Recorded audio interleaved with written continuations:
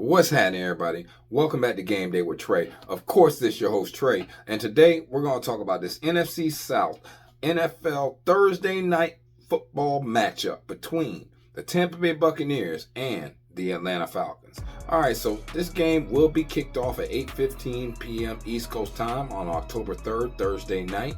Atlanta line is Atlanta minus 1.5, pretty much on every book you can look towards, and the over-under is at 43.5 currently.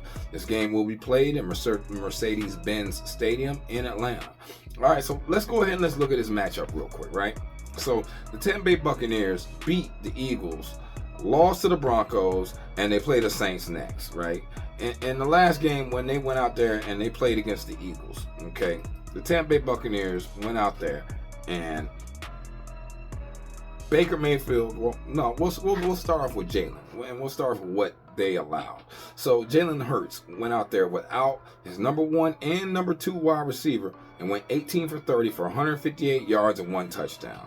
Saquon Barkley had 10 carries for 84 yards, and Dallas Goedert, he had 7 receptions for 62 yards. Total, Philly was able to gain 227 total yards, but they had 2 turnovers, and that's really what killed them in this game, outside of the fact that Tampa just came out on fire, shaking and baking. All right, first downs, they only got 16 first downs, and as far as time of possession, they only had the ball for 23 minutes and 43 seconds. So there was multiple reasons why Philadelphia lost this game, whether you're talking about injury, you're talking about the fact that they didn't have time possession, or the fact that they just didn't have anybody that Jalen Hurts could depend on, including the coach, all right, to try to rectify or alleviate some of the pressure that was placed upon him during this game. Okay, now when you talk about what Tampa did against the Eagles, Baker came out and went 30 for 47 for 347 yards and 2 touchdowns. Bucky Irvin went 10 carries for 49 yards, 1 touchdown. And Michael Irvin, of course, he had 8 receptions, 94 yards, 1 touchdown, guys. The Bucs outgained Philly 445 yards to 227. They had 0 turnovers, and they had 29 first downs on their way to 36 minutes and 17 seconds as of time of possession, guys. On first downs, Tampa went out and passed the ball 18 times, but they also ran the ball 9 times. Whereas Philly, they came out and passed the ball 6 times, ran the ball 9 times on first down. Penalties, or at least first down penalties concerned, Tampa had more first down penalties. We had 2 versus the Eagles having 1. And if you look in total plays, man, Tampa ran 74 plays to the Eagles 56, man. Like, it's pretty much cut and dry on what happened in this game. When you look in the red zone, Bucs were 4 for 6 in the red zone, whereas the Eagles were 2 for 3 in the red zone, man. And those 2 turnovers, including 2 fumbles lost, just really sunk that team, man, as a whole. All right, but when you look over at Atlanta, or hold up, before we even get in Atlanta, let's finish talking about Tampa for a second, right? So the Tampa Bay Buccaneers, like I said, they beat the Eagles, man, and of course they lost to the Broncos. We play the Saints next, but we have won 4 straight regular season road games. Baker Mayfield is completing 70.5% of his passes for 984 yards, 8 touchdowns, and 2 interceptions. Chris Godwin and Mike Evans have combined for a total of 536 receiving yards, 6 touchdowns, while Rashad White, he got 14 receptions, man. And then when you look towards the defense and the ground game, Buccaneers ground game is averaging 96 yards per game, which is horrible. And Bucky Irvin leads the way with 203 of those yards and 1 touchdown. Defensively, Tampa Bay is allowing 19.5 points a game, 335.3 yards per game, and Jamil Dean leads the Tampa Bay Buccaneers with 33 tackles, while Levante David has 2 sacks and Zion McCollum has 1 interception. But when you're talking about the Atlanta Falcons, man, the Atlanta Falcons lost to the Chiefs, beat the Saints, and play the Panthers in their next game, man. When you're talking about how they came out in that last game, they honestly didn't come out on fire. they had to come back in this game, guys, because if you're looking at the game and you're looking at quarter by quarter, first quarter it was 7-7. Second quarter, Atlanta went up 10-7. Third quarter, New Orleans scored 3, so it was 3-3. And in the fourth quarter, New Orleans outscored them 7-6. So that led to a 26-24 win by the New Orleans Saints, man. Derek Carr came out and threw for 28 for 36 for 239 yards, 1 interception, while Kirk Cousins was 21 for 35 for 238 yards and 1 interception. Alvin Kamara, 19 carries, 77 yards, 1 touchdown. Tyler Algier, 8 carries and 60 yards. Then if you look at receiving, Olave, he had 8 receptions, 87 yards, while Drake London had 6 receptions for that 64 yards. New Orleans outgained the Falcons 366-315 total yards, and Atlanta won the turnover battle 2-1. So that means New Orleans turned the ball over 2 times to Atlanta's 1 time. And then if you look first downs, New Orleans had more first downs. They had 25 first downs to the 14 first downs for Atlanta. Atlanta, matter of fact, only possessed the ball for 24 minutes and 18 seconds compared to the Saints 35 minutes and 42 seconds. So how did that happen? Well, when you got the Saints coming out, passing the ball on first down 11 times and rushing the ball 12 times on first down with 2 first down penalties, that leaves a little bit of opportunity for error. Yes, it is efficient. Yes, it is the way that your stat sheet is supposed to look. But somehow, some way, they still managed to lose this game, man. And it's crazy because Atlanta, on first down, they passed the ball 9 times and ran the ball 4 times. They only had 1 first down penalty. On third down, Atlanta went 4 for 11 versus New Orleans 7 for 13. On fourth down, New Orleans was 1 for 2. Atlanta didn't even go for it on fourth down, man. So there's definitely plenty of opportunity and plenty of things to look into, especially when you look at the fact that the Saints were 3 for 4 in the red zone versus Atlanta being 0 for 1. Once again, that ugly head showing itself on Atlanta being able to call plays in succession and in certain situations, guys. So when you look back at that last Atlanta game, okay, the Atlanta Falcons, like we said, they've lost 2 of the first 3 home games. Kirk Cousins is completing 64.7% of his passes for 864 yards, 4 touchdowns, and 4 interceptions. Darnell Mooney and Drake London have combined for 425 receiving yards and 3 touchdowns, while Ray-Ray McCloud, he got 15 receptions, man. On the ground, the Falcons are averaging 102.8 yards per contest. Bijan Robinson leads the way with 224 yards, 1 touchdown. And defensively, Atlanta is allowing 21.3 points and 336.5 yards per game. Troy Anderson leads the way for the Atlanta Falcons with 44 tackles, while Matthew Judon has 1.5 sacks and Jesse Bates has 1 interception. When you're looking at these 2 teams, first off, you got to pay attention to the injury report. So the Bucks are littered with injuries. Whether you're talking about Greg Gaines being questionable, bothered by an ankle, unknown if he's going to suit up in week 4. Cameron Johnson, ankle, questionable. O'Keefe, ankle, questionable. Tristan Wirth, knee, questionable. He'll probably be out there. William Golston, knee, questionable. He'll probably be out there. Vita Vea, knee, questionable. He'll most likely be out there. Kalijah Kancey, calf, questionable. Hope he's out there. Anton Winfield, ankle, questionable. Hope he's out there. Kayvon Mayweather, knee, questionable. Absent from the lineup in the last 2 games, and it remains to be seen if he will play against the Falcons on October 3rd, man. Then you got Luke Gadecki. All right, so some places he's listed as out already for this concussion. Some places he's questionable. All right, he's battling that concussion, and it's really unclear if he's going to be out there.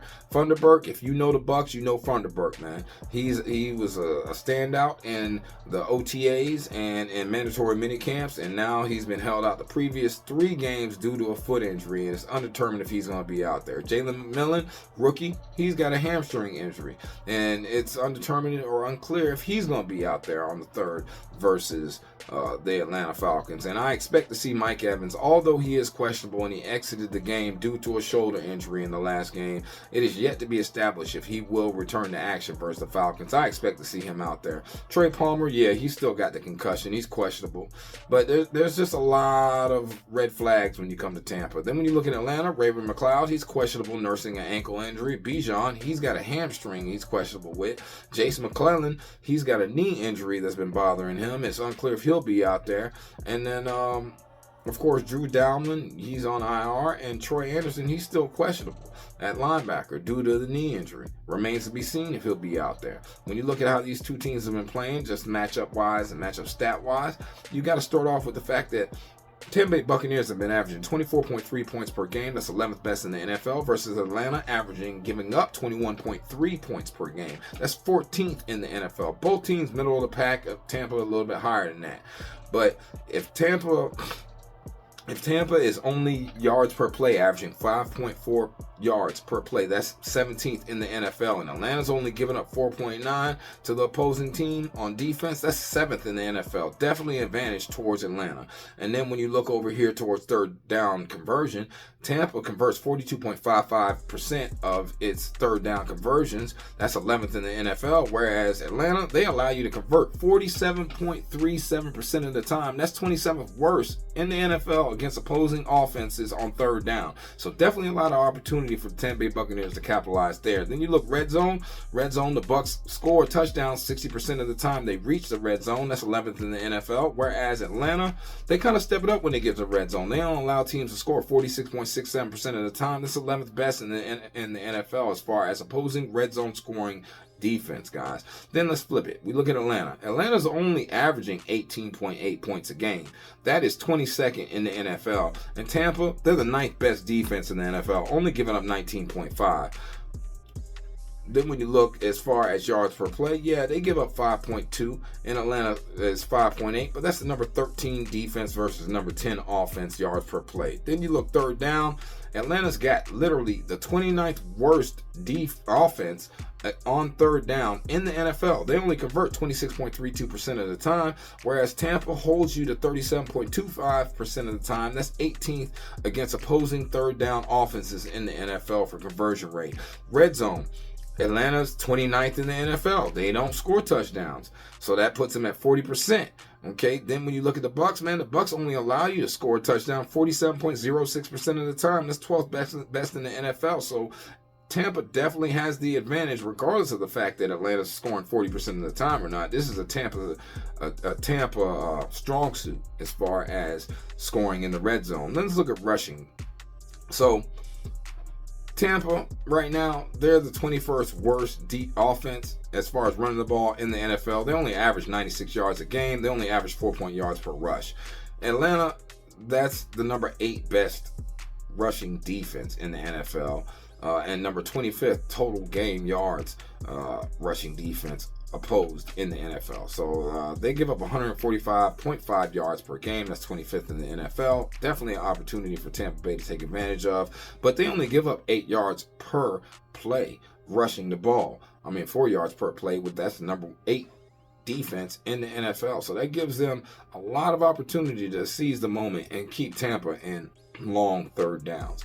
But then when you look over here as Atlanta's the 10th best rushing offense in the NFL. They only average 102.8 yards per game. That's 22nd worst in the NFL. And the Bucs, yeah, they give up 131.5 yards per game on the ground. One of the worst Bucs rushing defenses we've seen in a long time. And they actually, on the ground, they give up 5.0 yards per play. That's 29th in the NFL. Plenty of opportunity for Bijan Robinson and these Atlanta Falcons to run roughshod through the Buccaneers on the ground. But let's look at the pass. So Tampa Bay pass completion percentage is 70.54%. That is 8th best in the NFL, whereas Atlanta allows teams to complete 73.44% of the time. That puts them at the 34th worst defense against the pass in the NFL. Then when you look over at passing yards per play, Bucs are getting 7.6 yards per play. That's 10th in the NFL, but Atlanta's defense only gives up 6.2, so that's 6th best in the NFL. That gives them an opportunity right there, guys. Then when you look over in the inverse, you look at Atlanta's only completing 64.71% of its passes. That's 20th best in the NFL, whereas Tampa only allows you 65.07% of the time. That's 15th best against opposing offenses in the NFL. They are actually the number 5 opposing yards per play defense in the NFL, only giving up 6 yards per play, whereas Atlanta, they think they're middle of the pack with 7.3 yards per play, guys. There's plenty of opportunity for both teams on this game as far as how to attack the game. But that comes down to coaching, guys. And if you look in the last 3 games, so Tampa's averaging 20 points per game, giving up 19.3. Atlanta's averaging 21.7, giving up 22.3. And then if you look in this current situation on the road, Tampa scoring 20 points per game, giving up 16. And Atlanta at home, they're only scoring 17.7 points per game and giving up 21.3. Definite advantage towards the Tampa Bay Buccaneers, guys, when you're looking at that. And then if you're looking at the third down percentages as far as offense is concerned, or let's just skip that and let's just go straight towards the situational.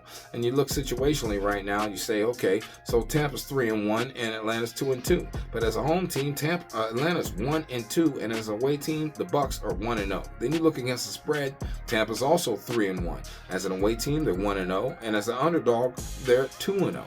But if you look at Atlanta as a home team, they're 0-3 against the spread, and as a favorite, they're 0-2. So they ain't covering lately, guys. They're not. And when you look equal rest, equal rest, Bucks are 3-1 against the spread. Atlanta is 0-2.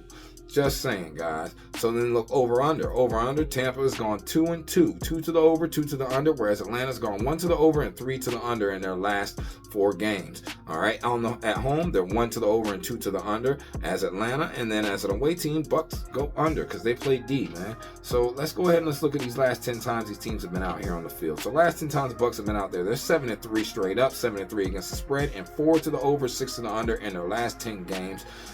So far this season, they're 2 over, 2 under, and the one away game they had, it went under the 51.5 points, guys. All right, next 3 games for Tampa Bay is New Orleans, but we have a bye week after this, Baltimore and Atlanta.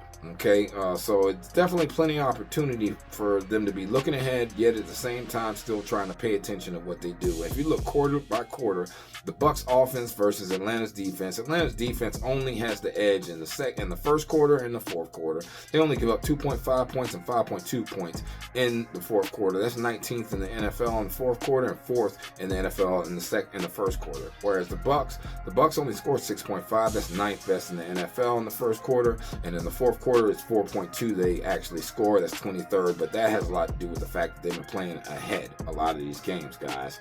All right, so when you go over here and you look over at Atlanta in their last 10 games is 4-6 straight up, 3-7 against the spread, and 4 to the over, 6 to the under in the last 10. So far this season, they are 1-3, as I said before, against the spread, and they have had 3 unders and 1 over. Only over was their last game, the Saints versus them in Atlanta, guys. And when you look at the next 3 games that Atlanta has coming up, they got Carolina, Seattle, and Tampa coming up again in the next 3 games. All right. When you look quarterly as far as offense is concerned and what they do out here, who has the advantage? Well, let's take a look at this Atlanta offense, man. Quarterly, Atlanta offense only has the advantage versus Tampa Bay's defense in the second quarter and third quarter. The problem is that that's the same quarters that the Buccaneers have the advantage over them as well. Second quarter and third quarter, man. So like second quarter and third quarter are definitely the quarters you want to pay attention to. First quarter will give you an opportunity to understand how to bet in game and what's going on out there. So you look head to head in these 2 teams. Head to head in these 2 teams. These teams are Bucks are 7-3 straight up. 5-5 is even against the spread, and it's 7 to the over, 3 to the under. The Bucks, since in the last 3 times they played, last 4, we'll go back 4, since October 9th, 2022, the Bucks are 2-2, and they're 2-2 against the spread. It has gone 2 over and 2 under, so it's hard to get a good read on these teams, especially since you got a new coach that's came in by the name of Raheem Morris. All right, so when you look at the trends right now, guys, on the trends, the Tampa Bay Buccaneers have hit the second quarter money line in 7 of their last 10 away games, whereas Atlanta has hit the third quarter game total under in 7 of their last 9 home games. Tampa Bay Buccaneers have scored last in 8 of their last 9 away games, and the Atlanta Falcons have hit the second quarter game total over in 6 of their last 9 games at home. Tampa Bay Buccaneers have covered the second quarter spread in 9 of their last 10 away games, and the Atlanta Falcons have hit the first half game total over in 7 of their last 10 home games. The Tampa Bay Buccaneers have scored first in 7 of their last 9 games, and the Atlanta Falcons have covered the fourth quarter spread spread in 6 of their last 9 games at home. Tampa Bay Buccaneers have hit the fourth quarter money line in 6 of their last 10 away games, and the Atlanta Falcons have hit the first quarter money line in 4 of their last 10 games at home, guys. All right, so to understand this game, you kind of got to understand why the Bucs got a good chance to win. All right, so the Buccaneers have won each of their last 4 games played as underdogs on the East Coast. The Falcons have lost 5 of their last 6 October games as favorites against NFC opponents. The Falcons have failed to cover the spread in each of their last 7 October games as favorites against NFC opponents, and the Buccaneers have covered the spread in 7 of their last 8 road games against NFC opponents. The Buccaneers have won the first quarter in 4 of their last 5 games as underdogs, and the Buccaneers have scored the first touchdown in each of their last 8 games as road underdogs against NFC South opponents. The Buccaneers have also won the first half in each of their last 4 games as slight underdogs of 3.5 or less points, guys. All right, so you definitely want to look towards the Bucs first half. I like the Bucs team total over in the first half too. I think they score more than 13.5 points. Just saying. Okay. Kyle Pitts has scored a touchdown in each of the Falcons' last 3 October home games against NFC opponents. Kirk Cousins has thrown 2 or more touchdowns in 7 of the last 8 Thursday night appearances. And when you look over at Tampa, Rashad White has scored a touchdown in 4 of the Buccaneers' last 5 games as road underdogs against NFC opponents. Chris Godwin has recorded 69 plus receiving yards in each of the Buccaneers' last 4 regular season games. And Baker Mayfield has recorded 24 plus completions in 4 of the Buccaneers' last 5 games, guys. Falcons rank 32nd in the NFL in sacks, all right, this season. The Falcons rank tied for 31st in the NFL in forced fumbles with 0. And the Buccaneers rank 1st in the NFL in second quarter win percentage with a 100% win percentage. And the Buccaneers rank tied for 2nd in the NFL in forced fumbles with 5 this season.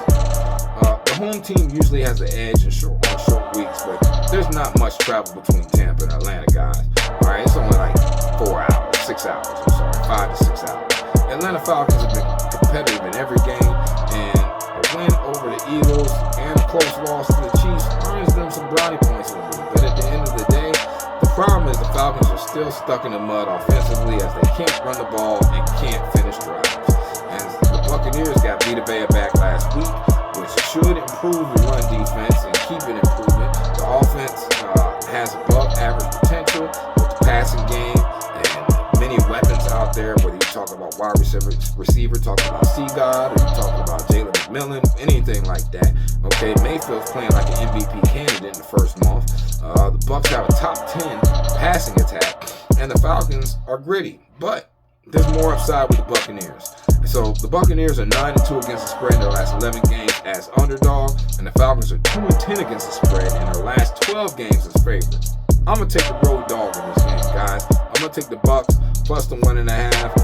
Probably might even take a money line, guys. I definitely like our team total over the 19.5 points. I think that's definitely something that can come through. I know Atlanta plays defense, but I think that's a possibility. I also see Younghoe Koo. He has a chance for over the 1.5. He kind of hurt me last week. He didn't get over 1.5 field goals.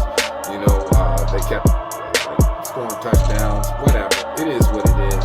But I still like Younghoe Koo to kind of put some field goals up. I'm not going to say that's a lock. I would lean that, guys. But I'll put all my plays in the comments. Y'all have a blessed day. Please like, share, and subscribe. And I'm going to see y'all at the window, man. Peace.